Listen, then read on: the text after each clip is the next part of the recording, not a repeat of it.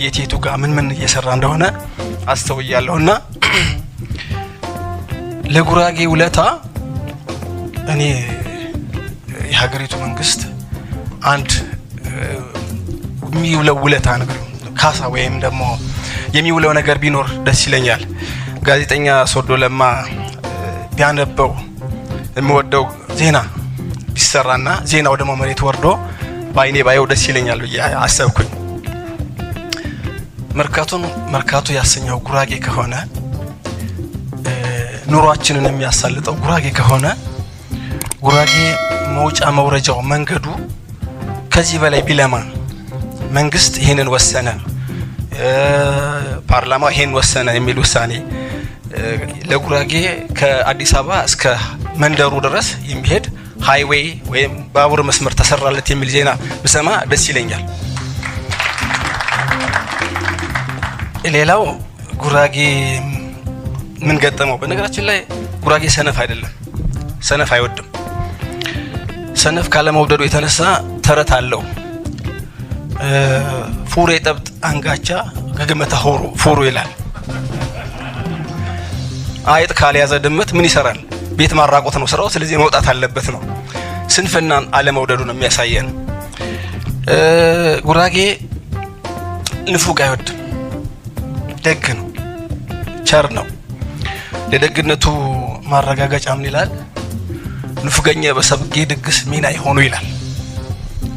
ንፉግ ሰው በሰው ቤት ድግስ ደግ ይሆናል። ብሉ ጠጡ ይላል። እሱ የራሱ ላይ ያስረካም። ብሉ ጠጡ ይላል፣ ይጨልፋል ለየሰው። ይሄን በተረት ገለጸው። ስግብግብነትና ንፉግነትን አይወድም። ልክ ነኝ።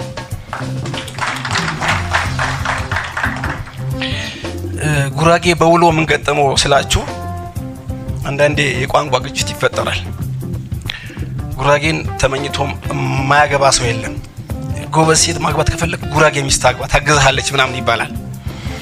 አንዱ የሰሜን ሰው የኛን ሴት አገባና ሲኖሩ ትንሽ አማርኛ ያጥራታል። ያን ጊዜ የሆነ ሱሪ ፈልጓል። ሱሪን ፈልጊልኝ ይላታል። ትፈልገዋለች፣ ታጠዋለች። ቀበጥኩንም ትላለች። እኔ ነኝ የቀበጥኩት አንቺን ያገባው ቀን። ሌላኛው ደግሞ